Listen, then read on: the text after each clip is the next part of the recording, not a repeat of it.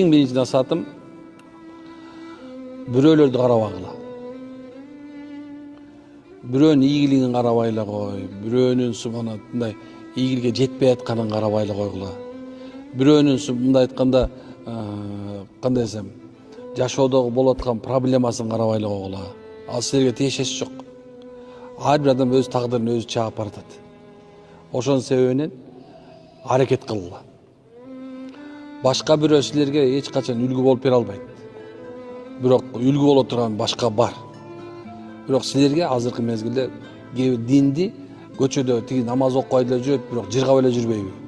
Тиги намаз окубай эле бирок бай болуп жүрбөйбү? Деген нерсе силерге эртең баштайм, бүрсүгүн баштайм дей беришет го. Ошо айтып берейин деп атам азыр. Демек субханалла ушундай нерсе ойдо болбогула. Бирөөнүкүн карабагыла. Ал эми кимде ким намаз окуган болсо, ошо намаз улантсын. Кимде ким чыдап койгон болсо, чыдаган жок. Ал мындай убактылуу бир душевный кризиске түшүп калды го. Мындай бир убактылуу болду. Эми ошол эмне экен, аны кайра жандандырып койсун. Кантип десе, мисалы оңой эле. Ошол намаз окугандар менен бирге чогуу жүргүлө.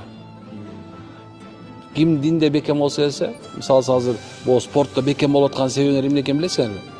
Анткени спорттогулар менен жүрөсүңөр. Ошон үчүн бекем болуп атасыңар. Бир 5-6 күн келбей алсаң, келгиң келбей калат, билесиңерби? Эми ошондой эле намазга, динге бекем болом десеңер, ошо диндеги бекемдер менен болгула. Мына балам айтты го, мечитте окуган намаз, үйдө окуган намаз деп. Мечитке барып тургула жакшы адамдар менен. Иншалла ошол намаз уланып кетет. Анан бул жерден дагы мисалы намаз окуп аткан болсо, ошонун аркасынан кошуло бергиле. Анан эч качан эмес. Кеч болбойт, анан мындай айтканда ортосунда каза намаздар болуп калды. Бирок мына агай кыз айтканда ошол менен ийгиликке жетчү деп атат го, туурабы? Эми Алланы чыдап салсаң, Алла сени чыдап салды.